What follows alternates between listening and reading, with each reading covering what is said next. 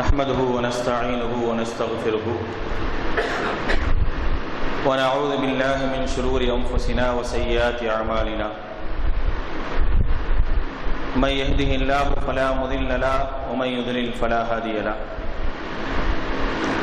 ونشهد أن لا إله إلا الله وحده لا شريك له ونشهد أن محمدا عبده ورسوله اللهم صل على محمد وعلى آل محمد كما صليت على إبراهيم وعلى آل إبراهيم إنك حميد مجيد اللهم بارك على محمد وعلى آل محمد كما باركت على إبراهيم وعلى آل إبراهيم إنك حميد مجيد يا أيها الذين آمنوا اتقوا الله حق تقاته ولا تموتن إلا وأنتم مسلمون يا أيها الناس اتقوا ربكم الذي خلقكم من نفس واحدة وخلق منها زوجها وبث منهما رجالا كثيرا ونساء واتقوا الله الذي تساءلون به والأرحام إن الله كان عليكم رقيبا يا أيها الذين آمنوا اتقوا الله وقولوا قولا سديدا يصلح لكم أعمالكم ويغفر لكم ذنوبكم ومن يطع الله ورسوله فقد فاز فوزا عظيما أما بعد فإن أصدق الحديث كتاب الله وخير الهدي هدي محمد صلى الله عليه وسلم وشر الأمور محدثاتها وكل محدثة بدعة وكل بدعة ضلالة وكل ضلالة في النار فقال الله تعالى في القرآن العظيم فأعوذ بالله من الشيطان الرجيم بسم الله الرحمن الرحيم ألا إن أولياء الله لا خوف عليهم ولا هم يحزنون الذين آمنوا وكانوا يتقون وقال الله أيضا لا يحزنهم الفزع الأكبر وتتلقاهم الملائكة رب اشرح لي صدري ويسر لي أمري واحلل عقدة من لساني يفقهوا قولي அளவற்ற அருளாளனும் நிகரற்ற பேரன்புடையவனுமாகிய எல்லாமல்ல அல்லாஹுவின் திருப்பெயர் போற்றி புகழ்ந்து அவனுடைய சாந்தியும் கருணையும் நம்முடைய தூதர் முஹம்மது நபி ஸல்லல்லாஹு அலைஹி வஸல்லம் அவர்கள் மீதும் அவர்களை பின்பற்றி வாழ்ந்த உத்தம சத்திய தோழர்கள் நல்லவர்கள் மீதும் அவர்களின் அடிச்சுவடை பின்பற்றி வாழ்ந்து கொண்டிருக்கக்கூடிய அனைத்து மக்கள் மீதும் உண்டாகட்டுமாக. அன்பிற்குரியவர்களே, அல்லாஹ்வினுடைய மாபெரும் கருணையினால் நாம் எல்லாம் இந்த ஜும்மா தினத்திலே அல்லாஹுடைய வீட்டிலே ஒன்று கூடி இருக்கின்றோம். நமக்கு இந்த வாய்ப்பினை ஏற்படுத்தி தந்த அல்லாஹுக்கு நன்றி அனைத்தையும் உரித்தாக்கியவனாக என்னுடைய உரையை ஆரம்பம் செய்கின்றேன். அன்பிற்குரியவர்களே, கடந்த வார ஜும்மாவினுடைய நிகழ்வுகளை நாம் எடுத்து பார்த்தோம் என்று சொன்னால்,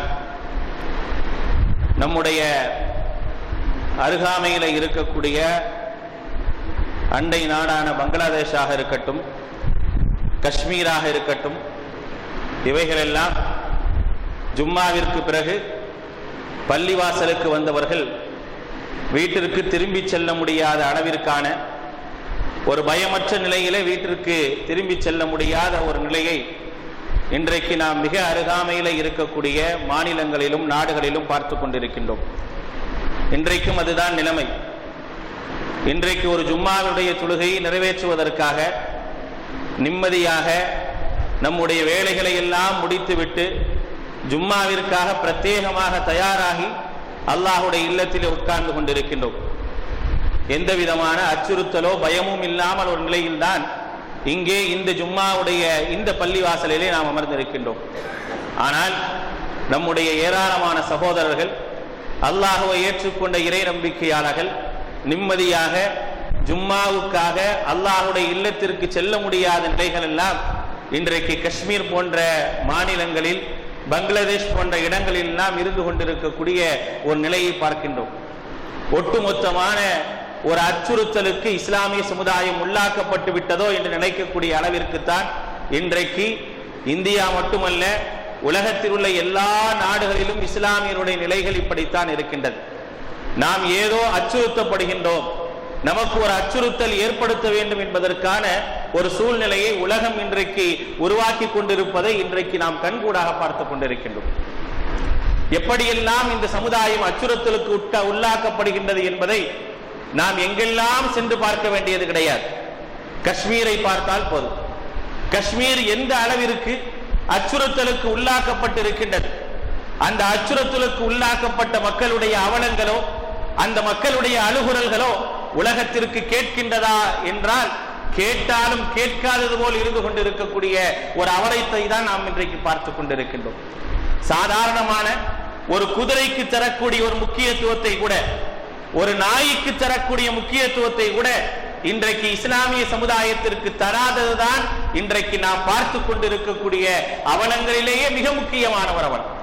ஒரு நாய்க்கு தரக்கூடிய முக்கியத்துவம் இன்றைக்கு ஒரு இஸ்லாமிய ஆணுக்கும் பெண்ணுக்கும் குழந்தைக்கும் வாலிபர்களுக்கும் வயோதிக கிழவிக்கும் தரப்படுவது கிடையாது.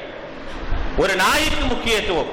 மாடியில் இருந்து தூக்கி எறியப்பட்டால் தூக்கி எறிந்தவனையும் அதை படம் பிடித்தவனையும் சிறையில் அடைக்க வேண்டும்.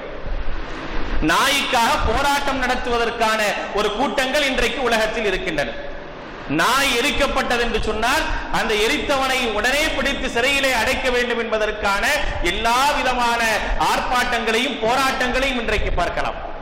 ஆனால் ஒரு முஸ்லிம், ஒரு இஸ்லாமியன், அவனுக்கு எப்படிப்பட்ட கொடூரங்கள் நடந்தாலும் அதற்காக குரல் கொடுப்பதற்கு எந்த விதமான மனித உரிமை ஆர்வலர்களும் கிடையாது.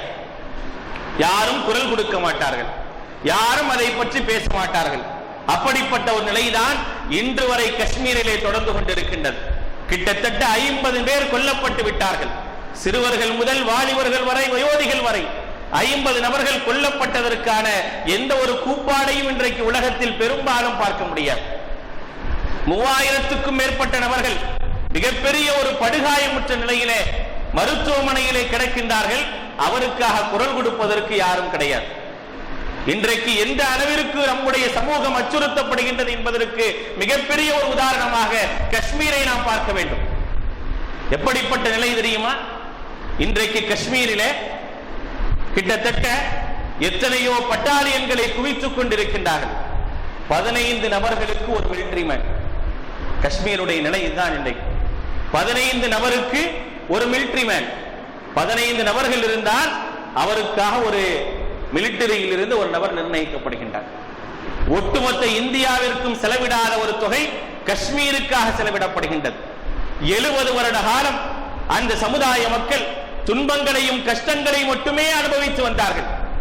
இன்றைக்கு சற்று விழித்துக் கொண்டதின் காரணமாக, இன்றைக்கு கொஞ்சம் உணர்வு பெற்று சற்று விழித்துக் கொண்டதின் காரணமாக இந்திய ராணுவத்தால், இந்திய அரசாங்கத்தால் பொறுத்துக் கொள்ள முடியாத அளவிற்கு துன்பப்படுத்தப்படக்கூடிய ஒரு நிலையை இன்றைக்கு கண்கூடாக பார்க்கலாம்.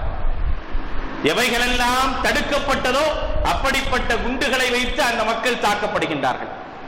எவைகளெல்லாம் தடுக்கப்பட்டதோ அப்படிப்பட்ட குண்டுகளை வைத்து அவர்கள் சின்னாபின்னமாக்கப்படுகின்றார்கள். அதில் யாரும் யாரையும் தெய்வதாட்சனை பார்ப்பது கிடையாது.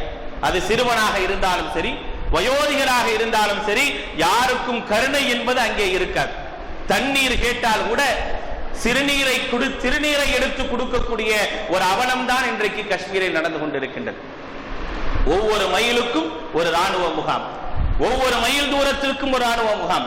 நிம்மதியாக வாகனத்தில் செல்ல முடியாது. இரவு நேரங்களிலே வாகனத்தில் சென்றால் அங்கே உள்ளே இருப்பவர்கள் யார் என்று தெரிவதற்காக வாகனத்தில் உள்ளே விளக்குகளை போட்டுதான் வாகனத்தை ஓட்ட வேண்டும். அப்படி நீங்க ஓட்டல அப்படின்னா உடனே சரமாரியாக சுட்டுக் கொண்டு விடுவார்கள். கேட்டால் யார் அவங்க? பயங்கரவாதி. அவர்கள் யார்? பயங்கரவாதிகள் என்று முத்திரையிட்டு கொல்லப்படக்கூடிய ஒரு நிலையைத்தான் இன்றைக்கு காஷ்மீரிலே பார்த்துக் கொண்டிருக்கின்றனர். இது ஏதோ காஷ்மீருக்கு நடக்கக்கூடிய ஒரு விஷயம் தானே, அது ஒரு செய்தி, அவ்வளவுதான். இப்படித்தான் இன்றைக்கு பெரும்பாலான இஸ்லாமிய சமுதாயம் காஷ்மீரை பார்த்துக் கொண்டிருக்கின்றது. காஷ்மீர் மட்டுமல்ல, உலகத்தில் ஏராளமான இடங்களிலே இது போன்ற அவலங்களை எல்லாம் பார்க்கும் பொழுது இஸ்லாமிய சமுதாயம் செய்தியாகத்தான் பார்க்கின்றதை தவிர இதனால் ஏற்படக்கூடிய விளைவுகள், நாளை இது போன்ற ஒரு சூழ்நிலை எனக்கு வந்தால் நான் என்ன செய்வது என்று யோசிக்க திராணியற்ற ஒரு சமுதாயமாகத்தான் இஸ்லாமிய சமுதாயம் வாழ்ந்து கொண்டிருக்கின்றது. உலகம் இஸ்லாத்தையே அச்சுறுத்திக் கொண்டிருக்கின்றது. இஸ்லாமிய மக்களையும் முஸ்லிம்களையும் அச்சுறுத்துவதற்கான ஏராளமான திட்டங்களை இன்றைக்கு உலகம் போட்டுக் கொண்டிருக்கின்றது. இன்றைக்கு ஒவ்வொரு முஸ்லிமுடைய நிலை என்ன தெரியுமா? சாதாரணமான ஒரு கொலை நடந்து விட்டால் கூட நம்முடைய பெயர் வராமல் இருப்பதற்கான என்ன வழி இருக்குமோ, வந்துவிடுமோ, வந்தால் என்ன செய்வது என்று யோசிக்கக்கூடிய அளவிற்கு இன்றைக்கு இஸ்லாமிய சமுதாயம் பயமுறுத்தப்பட்டு விட்டது. எல்லாம் பயந்துட்டாங்க. ஒரு கொலை நடந்தால் கூட அதிலே ஒரு முஸ்லிமுடைய பெயர் வந்து விடக்கூடாது. ஒரு கொள்ளை நடந்தால் கூட அதிலே ஒரு முஸ்லிமுடைய பெயர் வந்து விடக்கூடாது. முஸ்லிமுடைய பெயர் வந்து விடுமோ என்று நாம் பயப்படக்கூடிய அளவிற்கு தான் இன்றைக்கு சூழ்நிலைகள் இருந்து கொண்டிருக்கின்றன. ஆனால் எல்லா பிரச்சனைகளுக்கும் காரணிகளாக யாரை கொண்டு வருகின்றார்கள்? எல்லா பிரச்சனைகளுக்கும் காரணிகளாக கொண்டு வரப்படக்கூடியவர்கள் முஸ்லிம்கள். அது யாராக இருந்தாலும் சரி, பிரான்சில் இருந்து சுவாதி கொலை வழக்கு வரை, ஜெர்மனியில் இருந்து பங்களாதேஷினுடைய குண்டு வெடிப்பு வரை எல்லாவற்றிற்கும் காரணம் யார்? முஸ்லிம்கள் தான். எல்லாவற்றிற்கும் காரணமாக பார்க்கப்படுவர்கள் முஸ்லிம்கள் தான். அப்படிப்பட்ட ஒரு மாயை இந்த உலகத்தில் உருவாக்கினால் தான் இஸ்லாமியர்களை அச்சுறுத்த முடியும். இஸ்லாமியர்களை அச்சுறுத்த வேண்டும் என்பது ஒட்டுமொத்த உலகத்தினுடைய சதி என்பதை யாரும் மறந்துவிடக் கூடாது. ஒட்டுமொத்தமான உலகத்தினுடைய சதி இஸ்லாமியர்களை அச்சுறுத்த வேண்டும். அப்படிப்பட்ட அச்சுறுத்தல்கள் ஏற்படும் பொழுது நாம் என்ன செய்யணும்? அவ்வளவுதான். ஒரு முஸ்லிம் என்ற ரீதியில நானும் நீங்களும் என்ன செய்யணுங்க? அச்சுறுத்தல் வந்தால் பயப்படுவதா, ஒதுங்கி நிற்பதா, கண்டும் காணாமல் இருப்பதா? இன்றைக்கு அதைத்தான் உலகம் எதிர்பார்க்கின்றது. நான் நல்லவன் என்று சொல்லிக்கொண்டு நாம் நம்மை விட்டு மற்ற விஷயங்களை விட்டு ஒதுங்கி விட வேண்டும். இஸ்லாத்தை பற்றியான எந்த விதமான செய்திகளையும் மக்களுக்கு எடுத்துச் சொல்லக்கூடாது. நாம் ஒதுங்கிவிட்டு நாம் உண்டு நம்முடைய வேலை என்று இருந்தோம் என்று சொன்னால் நமக்கு எந்த ஒரு பிரச்சனையும் கிடையாது.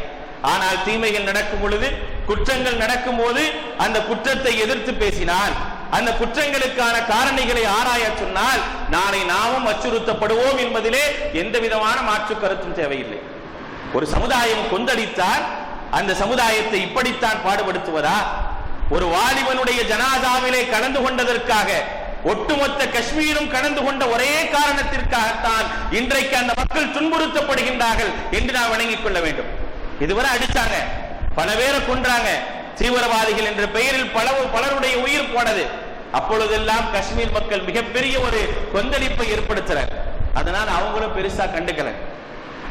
புர்ஹான் வானியினுடைய கொலை மிகப்பெரிய ஒரு தாக்கத்தை காஷ்மீரிலே ஏற்படுத்துகின்றது.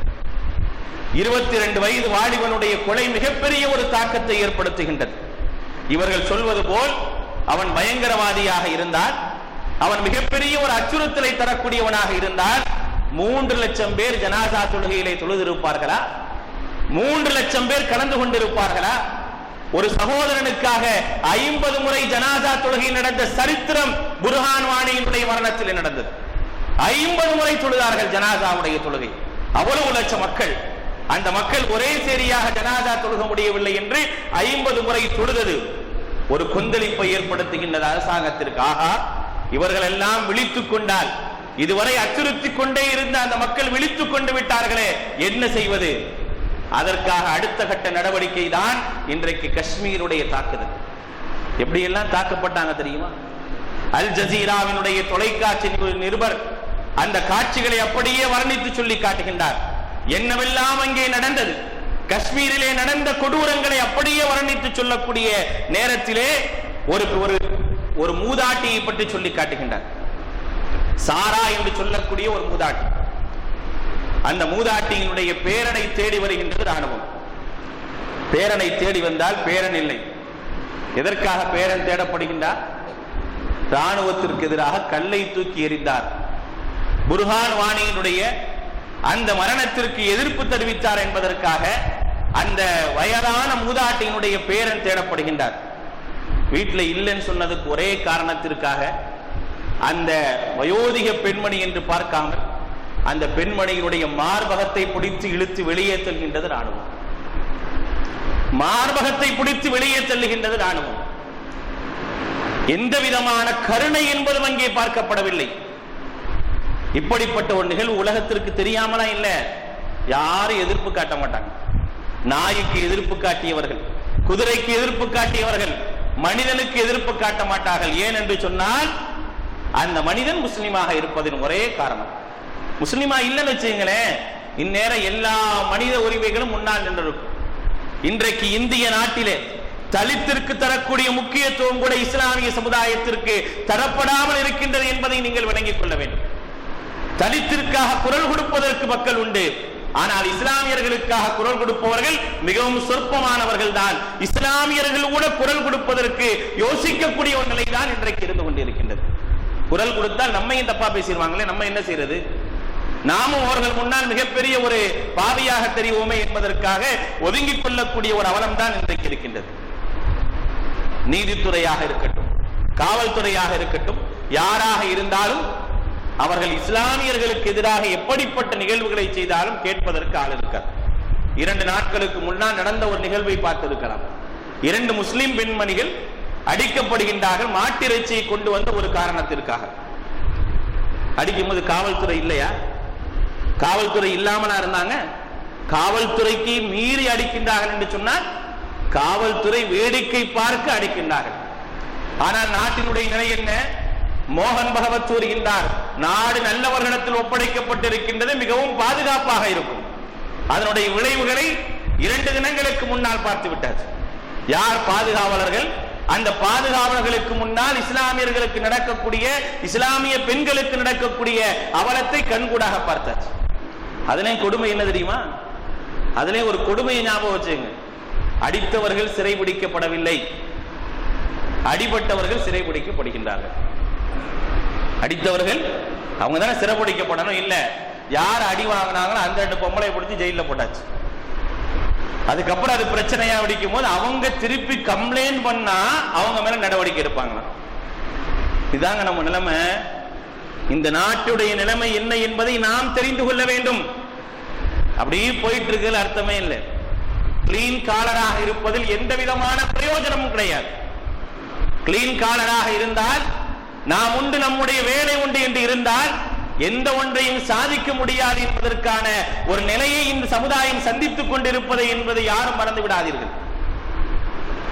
கம்ப்ளைண்ட் பண்ணாதான் அவங்கள பிடிப்பாங்கன்னா இவங்களை எப்படி பிடிச்சு போட்டுருவாங்க? இதுதான் இன்றைக்கு நிலைமை. யாருமே தாங்கிக் கொள்ள முடியாத கொடூரங்கள் எல்லாம். அடிக்கடி ஏன் கிளர்ச்சியாளர்கள் உருவாகின்றார்கள் என்ற ஒரு செய்தியை அந்த அல் ஜசீரா தொலைக்காட்சியினுடைய நிருபர் குறிப்பிடும் பொழுது சொல்கின்றார். உமர் என்ற ஒரு வாலிபனுடைய சகோதரி அந்த உமருக்கு முன்னால் நிர்வாணப்படுத்தப்படுகின்றார் காஷ்மீரில். உமர் என்ற வாலிபனுடைய சகோதரி. அந்த வாலிபன் சொல்கின்றான், 3 நாளைக்கு எனக்கு எந்த விதமான உணவும் உள்ளே செல்லவில்லை. என்னுடைய சகோதரியை என் கண் முன்னால் நிர்வாணப்படுத்துகின்றார். காரணம் என்ன? புர்ஹான் வாணிக்காக குரல் கொடுத்ததின் காரணமாக, புர்ஹான் வாணியினுடைய போராட்டத்திலே கடந்து கொண்டதற்காக என்னுடைய குடும்பம் முழுக்க சின்ன பின்னமாக்கப்படுகின்றது. அப்பொழுது அந்த வாலிபனுடைய கொந்தளிப்பு வெளிப்பட்டால் அவனுக்கு பெயர் தீவிரவாதி. தனக்கு நடந்த அநீதத்தை கேட்டு கொந்தளித்தால் அவன் பயங்கரவாதியாக சித்தரிக்கப்படக்கூடிய அளவிற்கான ஒரு அச்சுறுத்தலை இன்றைக்கு நாம் சந்தித்துக் கொண்டிருக்கின்றோம். ஆனால் இந்த அச்சுறுத்தல்கள் என்பது இப்படியே நடந்து கொண்டிருந்தாலும் இதற்காக பயந்து ஒதுங்கிவிட வேண்டும் என்பதுதான் உலகம் நம்மை பார்த்து விரும்புகின்றது. எது நடந்தாலும் மண்ணு மாதிரியே இருங்கிறாங்க. எது நடந்தாலும் மண்ணு மாதிரியே நீங்க இருங்க, எதுவும் பேசக்கூடாது, போராட்டம் நடத்தக்கூடாது, ஆர்ப்பாட்டம் செய்யக்கூடாது, எதுவும் செய்யக்கூடாது. சத்து ஒரு தவறு நடந்தால் அதை எதிர்த்து கேட்கக்கூடாது, அநியாயம் நடந்தால் அந்த அநியாயத்திற்காக குரல் கொடுக்க கூடாது. இது எதையுமே செய்யாமல் மண்ணு போல் நீங்கள் இருந்தீர்கள் என்று சொன்னால் நீங்கள் தான் இந்திய முஸ்லிம்கள். உங்களுக்கான சலுகைகள் உண்டு, உங்களுக்கான பிரதிநிதித்துவம் உண்டு, எல்லாம் உண்டு. ஆனால் நீங்கள் எதிர்த்தால் காஷ்மீருக்கு என்ன நிலைமையோ அதுதான் உங்களுக்கும். இதைத்தான் உலகம் காட்டுதுங்க. இன்றைக்கு காட்டுவது காஷ்மீரை இவ்வளவு துன்பம் படுத்துவதற்கும் துவசம் செய்வதற்குமான காரணம் என்ன? இது ஏதோ காஷ்மீருக்கு மட்டுமல்ல, ஒட்டுமொத்த இஸ்லாமிய சமுதாயத்திற்கும் இந்தியாவிலே வாழக்கூடிய ஒட்டுமொத்த முஸ்லிம்களுக்கும் எச்சரிக்கையாக இருப்பதற்காகவே இன்றைக்கு காஷ்மீர் கையில் எடுக்கப்பட்டிருக்கின்றது என்பதை நாம் மறந்துவிடக் கூடாது. நம்மை எல்லாம் அதன் மூலமாக பயமுறுத்துகின்றார்கள். உள்ளத்தில் பயமும் கவலையும் ஏற்பட்டு விட்டால் அவர்கள் எந்த விதமான கிளர்ச்சியிலும் ஈடுபட மாட்டார்கள், எந்த விதமான ஆர்ப்பாட்டத்திலும் ஈடுபட மாட்டார்கள். எதை வேண்டுமானாலும் செய்யலாம். அவருடைய பெயரில் எப்படிப்பட்ட காரியங்களை செய்தாலும் அதை கேட்பதற்கு நாதி இருக்காது என்ற ஒரு சூழ்நிலை தான் இந்தியாவில் மட்டுமல்ல உலகத்தில் உள்ள எல்லா இடங்களிலும் உருவாக்கப்படுகின்றது. என்னவெல்லாம் செஞ்சிருக்காங்க பாருங்க, என்னவெல்லாம் செய்யப்பட்டிருக்கின்றது. இஸ்லாமிய பயங்கரவாதத்தை இஸ்லாமிய பயங்கரவாதம் என்ற ஒரு விஷயத்தை உலகத்தில் நிலைநாட்டுவதற்காக ஒவ்வொரு காலகட்டத்திலும் ஒவ்வொரு விதமான பெயர்கள் யூஸ் பண்ணப்படும். சதாம் ஹுசைன் நாங்க, ஈராக் நாங்க, அல் கைதா நாங்க, உசாமா நாங்க, எல்லாத்தையும் ஒழிச்சாச்சு. எல்லாம் முடிஞ்சிச்சு. என்ன செய்யறது? எல்லாம் முடிஞ்சு போச்சு. இதுக்கப்புறம் முஸ்லிம்கள் மீது பழி சொல்வதற்கு ஏதாவது ஒன்றை உருவாக்க வேண்டுமே என்று உருவாக்கப்பட்டது ஐஎஸ்ஐஎஸ். உருவாக்கப்பட்ட நிலைமை என்ன? யாரையெல்லாம் அவர்களுக்கு பிடிக்கவில்லை அதில் சேர்த்து அவரை பயங்கரவாதியாக முத்திரை குத்தி விடுவார். யாராவது காணா போயிட்டா எந்த விதமான விசாரணையும் கிடையாது. அவர்கள் உடனே ஐஎஸ் பயங்கரவாதியாக சித்தரிக்கப்படுவார்கள். காணா போனவர் முஸ்லிமா இருந்தா அங்கேதான் போயிருப்பாரு. அதுலயும் பத்திரிகை துறைகள் இருக்குது. அல்லாஹ் அக்பர். இஸ்லாமிய சமுதாயத்திற்கு எதிராக யூதன் திரட்டிய அந்த சதியை மிக அழகாக இன்றைக்கு பத்திரிகைகள் நிறைவேற்றிக் கொண்டிருக்கின்றன. யூதன் செய்த மிகப்பெரிய ஒரு சூழ்ச்சி பத்திரிகை துறையை கையில் எடுத்தார். அதில் மிக முக்கியமான ஒரு நோக்கம் இந்த சமுதாயத்தை அழித்தொழிக்க வேண்டும் என்ற அந்த ஒரு காரணத்தை மிக அழகாக இன்றைக்கு பத்திரிகை துறைகள் ஒரு தூண் என்று சொல்லப்படக்கூடிய, ஜனநாயகத்தின் தூண் என்று சொல்லப்படக்கூடிய பத்திரிகைகள் மிக அழகாக செய்து கொண்டிருக்கின்றன. பத்திரிகையை படிக்கிறவன் எல்லாரும் ஒரு தாடிக்காரனை பார்த்தா ஒரு மோசமானவனாக பார்க்க வேண்டும் என்பதற்கான சூழ்நிலைகளை இன்றைக்கு உருவாக்கிவிட்டார்கள். இதெல்லாம் பார்த்து நம்ம பயந்துடக்கூடாது. இதெல்லாம் நடக்கத்தான் செய்யும். இந்த அச்சுறுத்தல்கள் வரத்தான் செய்யும். இந்த அச்சுறுத்தல்களுக்கெல்லாம் பயந்தோம் என்று சொன்னால் நாம் கோழையாகி மிகவும் பலவீனமாகி ஒரு பலவீனமான முஸ்லிமாக வாழ்வதை விட மரணமே சிறந்தது என்ற ஒரு முடிவை எடுத்து விடலாம். பலவீனமாக இந்த உலகத்தில் அல்லாஹ் ரப்பல் ஆலமீன் நம்மை வாழச் சொல்லவில்லை. எல்லாவற்றிற்கும் பயந்து பயந்து வாழச் சொல்லக்கூடிய ஒரு நிலையை அல்லாஹ் தஆலா நமக்கு கற்றுத் தரவில்லை. அல்லாஹ் மிக அழகாக திருமறை குர்ஆனிலே சொல்லி காட்டுகின்றான். திருமறை குர்ஆனுடைய 3வது அத்தியாயத்தினுடைய 175வது வசனம் சொல்லி காட்டுகின்றது. ஃபலா தகாஃபூஹும் வகாஃபூனி இன் குன்தும் முஃமினீன். நீங்கள் நம்பிக்கையாளர்களாக இருந்தால் அவர்களுக்கு நீங்கள் பயப்படாதீர்கள். அவர்களுடைய அச்சுறுத்தல்களுக்கு நீங்கள் பயப்படாதீர்கள். வகாஃபூனி, எனக்கே நீங்கள் பயப்படுங்கள். அல்லாஹ் தஆலா சொல்லி காட்டுகின்றான். இன் குன்தும் முஃமினீன், நீங்கள் அதுக்கு நம்பிக்கையாளர்களாக இருக்கணும். நம்பிக்கையாளர்களாக நீங்க இருந்தீங்கன்னா நிச்சயமாக யாருடைய பயமுறுத்தலும் யாருடைய அச்சுறுத்தலும் உங்களுக்கு பயத்தை ஏற்படுத்தாது. அல்லாஹ் ரப்பல் ஆலமீன் சொல்லி காட்டுகின்றான். இதை விட கொடுங்கோலர்களை எல்லாம் பார்க்கவில்லையா? மூசா அலைஹிஸ்ஸலாம் அவர்களுக்கு அல்லாஹ் ரப்பல் ஆலமீன் சொன்ன செய்தி என்ன? ஒரு கொடுங்கோலனை சந்திக்கக்கூடிய நேரத்திலே திருமறை குர்ஆனுடைய 20வது அத்தியாயத்தினுடைய 46வது வசனம் சொல்லி காட்டுகின்றது. லா தகாஃபா, நீங்கள் இருவரும் பயந்து விடக்கூடாது. இன்னனி மஅகுமா அஸ்மஉ வ அரா, நான் உங்களோடு இருக்கின்றேன். நீங்கள் சொல்வதை எல்லாம் நான் கேட்கின்றேன். உங்களுக்கு நடப்பதை எல்லாம் நான் பார்க்கின்றேன் என்று அல்லாஹ் ரப்பல் ஆலமீன் சொல்லி காட்டுகின்றானே. அது வெறும் மூசா அலைஹிஸ்ஸலாத்துக்கு மட்டும்தானா? ஹாரூன் அலைஹிஸ்ஸலாத்துக்கு மட்டும்தானா? நமக்கு இல்லையா? நாம் உண்மையிலேயே அல்லாஹ்விற்கு பயந்தால் வலம் யக்ஷ இல்லல்லாஹ், அல்லாஹ்வை தவிர வேறு யாருக்குமே பயப்பட மாட்டோம் என்ற ஒரு உறுதியோடு இருந்தால் இந்த வசனம் நமக்கு இருக்கா இல்லையா? நம்மை அல்லாஹ் பார்ப்பானா இல்லையா? நமக்கு நடக்கக்கூடியவைகளை அல்லாஹ் தஆலா கேட்பானா இல்லையா? அந்த எண்ணத்தை முதலிலே வளர்த்துக் கொள்ள வேண்டும். வரக்கூடிய காலகட்டங்கள் எப்படியெல்லாம் மாறும் என்று தெரியாது. எந்த சூழ்நிலை வந்தாலும் நான் அல்லாஹ்வை தவிர வேறு யாருக்கும் பயப்பட மாட்டேன் என்ற ஒரு நிலைக்கு நாம் வர வேண்டும். அல்லாஹ் தஆலா சொல்லி காட்டுகின்றான். அல்லாஹ்வுடைய நேசர்கள் யார்? திருமறை குர்ஆனுடைய 10வது அத்தியாயத்தினுடைய 62, 63வது வசனங்கள் நமக்கு அதைத்தான் சொல்லி காட்டுகின்றது. அலா இன்ன அவுலியா அல்லாஹ், அல்லாஹ்வுடைய நேசர்கள் இருக்கின்றார்களே, லா ஹவுஃபுன் அலைஹிம் வலா ஹும் யஹ்ஸனூன், அவர்களுக்கு எந்த விதமான பயமும் கவலையும் இருக்காது.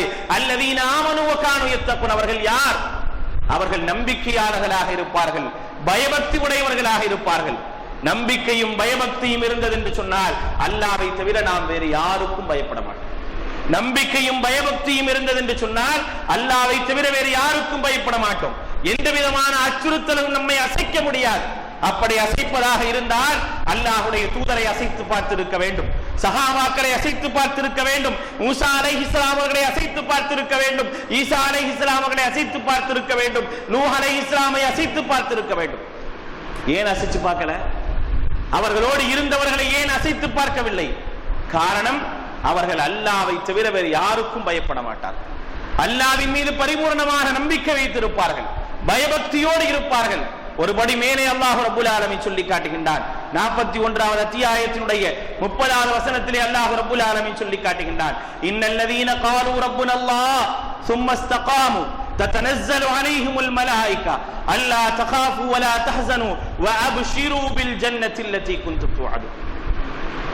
என்னைக்குமே உலகத்துல நான் சேர்த்து வச்சிருக்கக்கூடிய சொத்து வீணாகிருமே, தயவு செய்து அதுக்கு பயந்து வாழ்வதில் எந்த விதமான அர்த்தமும் கிடையாது. எனக்கு பின்னால் என்னுடைய மனைவி மக்களை யார் பார்த்துக் கொள்வார்கள் என்று பயந்து வாழ்வதிலே எந்த விதமான அர்த்தமும் கிடையாது. இன்றைக்கு இதுதான் நம்முடைய பலவீனம்.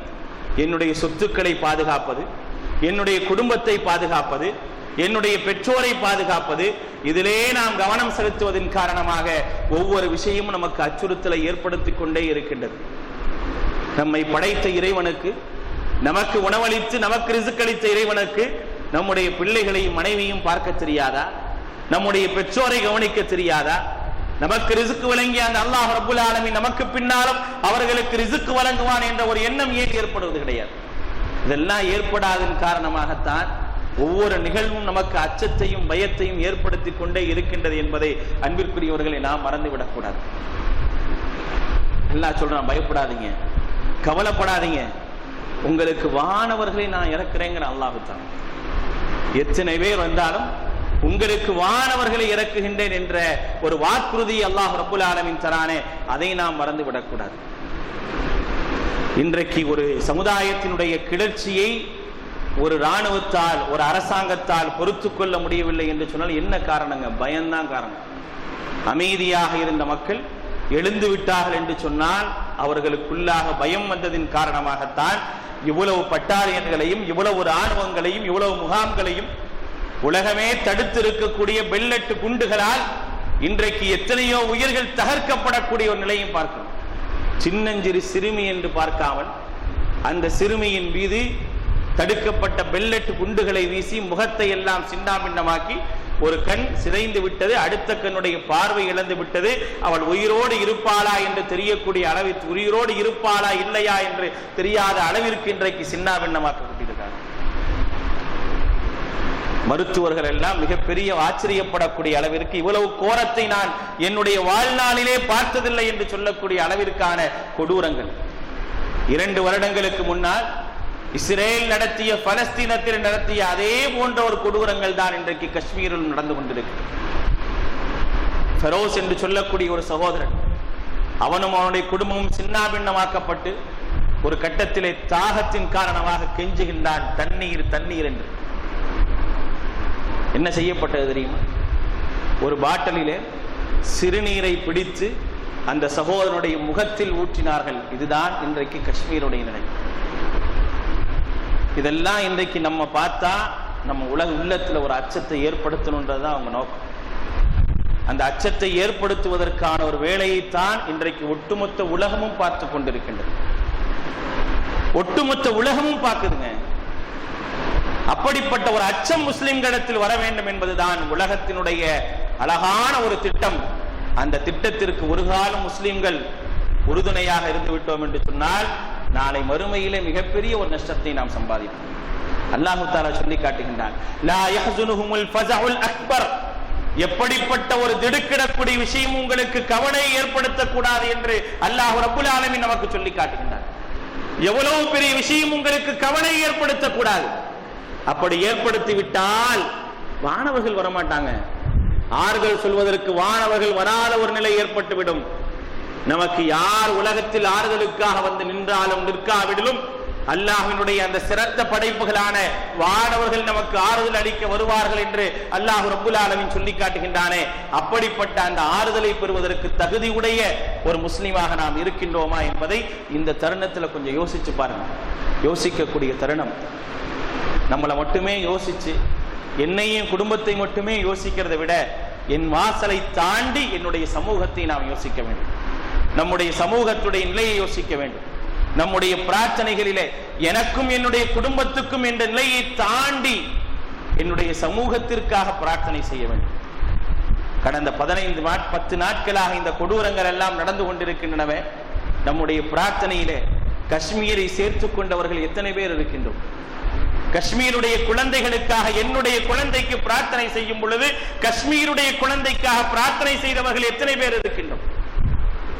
என்னுடைய தாய்க்கும் தந்தைக்கும் பிரார்த்தனை செய்யும் பொழுது காஷ்மீரில் என்னுடைய தாயையும் தந்தையும் போன்ற எத்தனையோ வயோதிகர்கள் பாதிக்கப்பட்டிருக்கின்றார்களே, அவர்களுக்காக பிரார்த்தனை செய்தவர்கள் எத்தனை பேர் இருக்கின்றோம்? யாருமே இல்லைங்க, யாருமே இல்லை. அதற்கான மனம் கூட நமக்கு வருவதில்லை. அப்படித்தான் இன்றைக்கு இந்த உலகத்தில் நாம் வாழ்ந்து கொண்டிருக்கிறோம். ஒரு ஓரத்தில் நின்று இறைவனை வணங்கி செல்வதை இறைவன் விரும்புவது கிடையாது.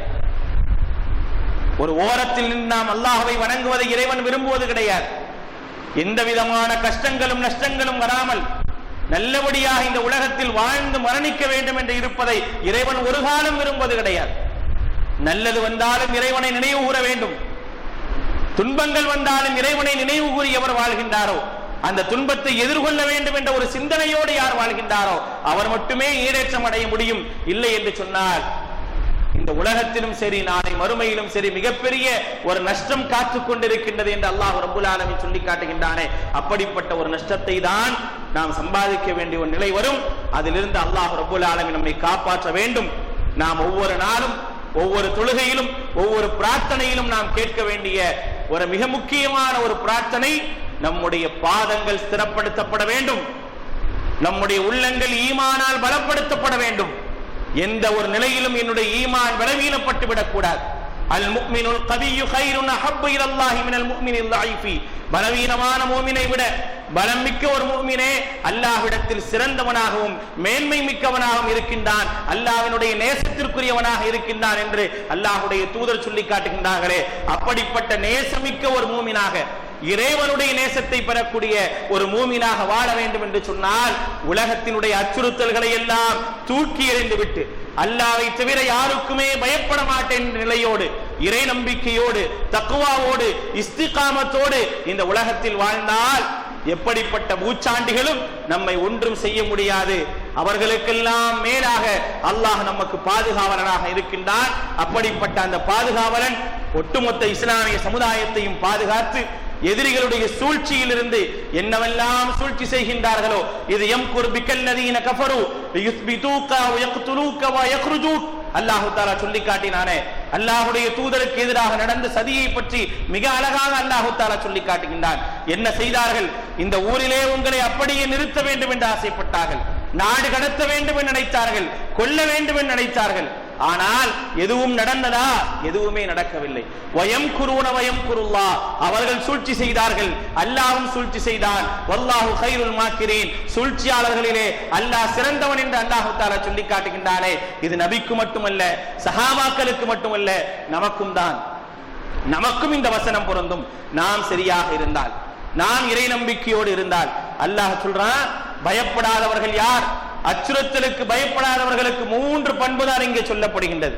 ஈமான், இஸ்திகாமத், தக்வா. இந்த 3ம் நம்மிடத்தில் இருக்கான்னு பாருங்க. இது 3ம் இருந்தால் நாம் எந்த விதமான அச்சுறுத்தல்களுக்கும் ஆளாகாமல் ஈடேற்றம் அடைய முடியும். அப்படிப்பட்ட ஈடேற்றத்திற்குரிய மக்களாக அல்லாஹ் ரப்பல் ஆலமீன் உங்களையும் என்னையுமாக்கி அல்புரிவானாக. வாஹிரு தஅவானா அல்ஹம்துலில்லாஹி ரப்பில் ஆலமீன்.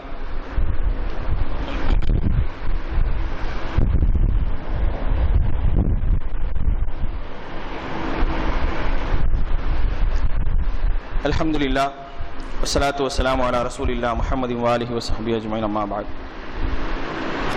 அன்பிற்குரியவர்களே, அல்லாஹ் ரப்பல் ஆலமீன் இந்த உலகத்திலே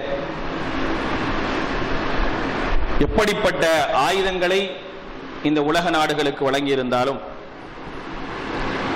இஸ்லாமிய மக்களுக்கு அல்லாஹ் ரப்பல் ஆலமீன் தந்திருக்கக்கூடிய மிகப்பெரிய ஒரு ஆயுதம் பிரார்த்தனை தான். இந்த பிரார்த்தனையை விட சிறந்த ஆயுதம் எதுவும் கிடையாது. ஆயுதங்களை தூக்கி கொண்டு அல்லாஹ்வுடைய தூதர் போர் முனைகளுக்கு சென்றால் கூட முதலிலே அவர்கள் பயன்படுத்திய ஆயுதம் பிரார்த்தனை என்பதை நாம் மறந்துவிடக்கூடாது. போருக்காக முனைப்போடு கிளம்பிய அல்லாஹ்வுடைய தூதர் அந்த போர்களுக்கெல்லாம் முன்னால் அல்லாஹ்விடத்தில் மன்றாடிய ஏராளமான செய்திகளை பார்க்கின்றோம். அந்த அளவிற்கு மிகப்பெரிய ஒரு பலத்தை அல்லாஹ் ரப்பல் ஆலமீன் பிரார்த்தனைக்கு கொடுத்திருக்கிறார். அந்த பிரார்த்தனையை இன்றைக்கு இந்த சமுதாயம் சரியாக பயன்படுத்துறதில்லை. சரியாக நாம் பயன்படுத்தி இருந்தோம் என்று சொன்னால், இஹ்லாஸோடு ஒரு பிரார்த்தனையை அல்லாஹ்விடத்தில் முன்னெடுத்து வைத்தால் அந்த பிரார்த்தனை மிகப்பெரிய ஒரு பிரதிபலிப்பை உலகத்தில் ஏற்படுத்தும்.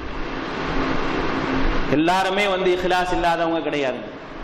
இஹ்லாஸான மக்கள் ஏராளமான பேர் இருக்கிறாங்க. ஆனால் அந்த ஏராளமான மக்கள் அந்த பிரார்த்தனையை முறையே நிறைவேற்றினால், அல்லாஹ்விடத்தில் வைக்கக்கூடிய மன்றாடுதலை சரியான முறையில் வைத்தால், நிச்சயமாக அல்லாஹ் ரப்புல் ஆலமீன் அந்த பிரார்த்தனைக்கு மிகப்பெரிய ஒரு பலனை தருவான். அப்படிப்பட்ட அந்த ஒரு காரியத்தை நாம் அதிகமாக செய்யும். அதிகமாக பிரார்த்தனை செய்யுங்க. எந்த அளவிற்கு அதிகமாக பிரார்த்தனை செய்ய முடியுமோ அப்படிப்பட்ட பிரார்த்தனைகளை முன்வையுங்க. இஸ்லாமிய எதிரிகளுக்கு எதிரான பிரார்த்தனைகளை, இஸ்லாமிய சமுதாயத்திற்குரிய ஆதரவான பிரார்த்தனைகளை அதிகமாக முன்வைக்க வேண்டும். அந்த முன்வைத்தல் என்பது நம்மள்கிட்ட இல்லை. எத்தனை முறை நாம் அல்லாஹ் ரப்புல் ஆலமீன் சொல்லிக் கொடுத்த ஒரு பிரார்த்தனையை நாம் நம்முடைய துஆக்களிலே சேர்த்திருக்கின்றோம். திருமறை குர்ஆனுடைய 2வது அத்தியாயத்தினுடைய கடைசி வசனத்திலே சொல்லக்கூடிய பிரார்த்தனையை நாம் என்றைக்காவது நம்முடைய துஆக்களிலே சேர்த்திருக்கின்றோமா? ரப்பனா வலா தஹ்மில் அலைனா இஸ்ரன் கமா ஹமல்தஹு அலல் லதீன மின் கப்லினா ரப்பனா வலா துஹம்மில்னா மா லா தாகத லனா பிஹி ஃபஅஃபு அன்னா வக்ஃபிர் லனா வர்ஹம்னா அன்த மௌலானா ஃபன்சுர்னா அலல் கௌமில் காஃபிரின். அல்லாஹ் கற்றுத்தந்த மிக அழகான ஒரு பிரார்த்தனை, மிக அழகான ஒரு பிரார்த்தனை. அந்த பிரார்த்தனை எத்தனை பேர் இந்த காலகட்ட சூழ்நிலையில செஞ்சிருக்கோம் யோசிச்சு பார்க்கணும். அந்த பிரார்த்தனையை நாம் அடிக்கடி செய்ய கடமைப்பட்டிருக்கின்றோம். எங்களுக்கு முன்வாழ்ந்த சமுதாய மக்கள் மீது சுமத்திய கஷ்டத்தை எங்கள் மீது சுமத்தி விடாது. தாங்க இயலாத கஷ்டத்தை எங்கள் மீது சுமத்தி விடாது. எங்கள் மீது எங்களுடைய பாவங்களை எல்லாம் மன்னித்து அருள் புரிவாயாக. நீயே எங்களுடைய பாதுகாவலன். அல்லாஹ்விடத்தில் முறையிட வேண்டும். அன்த மௌலானா, நீயே எங்களுடைய பாதுகாவலன். உன்னை தவிர பாதுகாவலன் யாருமே கிடையாது. அப்படிப்பட்ட மன்றாடுதலை அல்லாஹ்விடத்தில் முன்வைக்க வேண்டிய சமுதாயம் அதை மறந்த ஒரு நிலையில் இருக்கின்றோம். பிரார்த்தனையை விட ஒரு பலம் உலகத்தில் எதுவுமே கிடையாது. அப்படிப்பட்ட அந்த பலத்தை முழுமையாக நாம் நம்முடைய அன்றாட பிரார்த்தனைகளிலே இஸ்லாமிய சமுதாயத்திற்காக நாம் பயன்படுத்தினால் நிச்சயமாக இந்த சமுதாயத்திற்கு எதிராக இருக்கக்கூடிய சூழ்ச்சிகள், சதிகள் எல்லாம் கண்டிப்பாக முறியடிக்கப்படும்.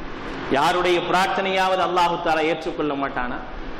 வெறுமன கையை அனுப்புவதை வெட்கப்படக்கூடிய அல்லாஹ் ரப்புல் ஆலமீன் ஒரு முஸ்லிம் உண்மையிலே பிற முஸ்லிமுக்காக, அதிலும் யாரென்றே தெரியாத ஒரு முஸ்லிமுக்காக செய்யக்கூடிய பிரார்த்தனை என்பது மிகவும் பலமிக்க ஒரு பிரார்த்தனை. அப்படிப்பட்ட அந்த பிரார்த்தனையை நாம் செய்ய வேண்டும். அவர்களுடைய வழி நம்முடைய வழியாக கருதினால் மட்டுமே முடியும். அல்லாஹ்வுடைய தூதர் சொன்னாங்களா இல்லையா? ஒரு முஸ்லீமும் மற்றொரு முஸ்லீமுக்கு உதாரணம் ஒரே உடம்பை போன்று என்று சொன்னார்கள். எதுக்காக சொல்லணும்? உடலிலே ஒரு பாகம் வலி ஏற்பட்டால் ஒட்டுமொத்த உடலும் அந்த வலியின் காரணமாக காய்ச்சல் வரை செல்கின்றது என்று எவ்வளவு அழகாக அல்லாஹ்வுடைய தூதர் ஒரு உடலை சுட்டி காட்டுகின்றார்கள். என்னுடைய உடலிலே ஒரு காயம் என்னை எந்த அளவிற்கு வருத்துகின்றது, அதே போன்றுதான் என்னுடைய சகோதர முஸ்லிம்களுடைய தாக்கம் என்னை வருத்த வேண்டும். அவனுக்காக நான் கவலைப்பட வேண்டும், அவனுக்காக நான் அன்றாட வேண்டும், அவனுக்காக நான் அழ வேண்டும், அவனுக்காக அழுது நான் பிரார்த்தனை செய்ய வேண்டும். அப்படிப்பட்ட ஒரு நிலையை நாம் கையில் எடுத்து நம்முடைய அன்றாட பிரார்த்தனைகளிலே உலகத்தில் எங்கெல்லாம் இஸ்லாமிய சமுதாயம் பாதிக்கப்படுகின்றதோ அப்படிப்பட்ட அந்த பாதிப்புக்குள்ளாக்கப்படுபவர்களுக்காக நாம் அதிகமாக பிரார்த்தனை செய்யும் பொழுது நாம் எல்லாம் அநீதம் இழைக்கப்பட்டவர்கள். நமக்கும் அல்லாஹ்விற்கும் இடையே எந்த விதமான திரையும் கிடையாது. உடனே அல்லாஹ் ஏற்றுக்கொள்வான். அல்லாஹ்வுடைய தூதர் சொல்லி இருக்காங்களா இல்லையா? அப்படிப்பட்ட அந்த பிரார்த்தனை அதிகமாக செய்ய வேண்டும். அதுதான் நமக்கு மிகப்பெரிய ஒரு ஈடேற்றத்தை ஏற்படுத்தி தரும். அல்லாஹ்விடத்தில் பிரார்த்தனை செய்வதை மட்டும் நாம் மறந்துவிடக் கூடாது. அத்துஆஉ வல் இபாதா, பிரார்த்தனை தான் வணக்கத்தினுடைய மிக முக்கியமான ஒரு பங்கு. அதுதான் வணக்கம் என்று அல்லாஹ்வுடைய தூதர் சொல்லி இருக்கிறாங்க. அப்படிப்பட்ட அந்த வணக்கத்தை முறையே சரியே நிறைவேற்றி அல்லாஹ்விடத்தில் மன்றாடி இஸ்லாமிய சமுதாய மக்கள் நிம்மதியோடும் கஷ்டங்கள் இருந்து வெளியே வந்து அவர்களுக்கு எதிராக சூழ்ச்சியில் இருப்பவர்களுக்கெல்லாம் அல்லாஹ் தஆலா மிகப்பெரிய ஒரு நஷ்டத்தை ஏற்படுத்துவதற்கு அதிகமாக அல்லாஹ்விடத்தில் மன்றாடுவோம். அப்படிப்பட்ட மன்றாடுதலை செய்யக்கூடிய உண்மை முஸ்லிம்களாக அல்லாஹ் தஆலா உங்களையும் என்னையும் ஆக்கி அருள் புரிவானாக. வ ஆகிரு தஅவானா அல்ஹம்துலில்லாஹி ரப்பில் ஆலமீன்.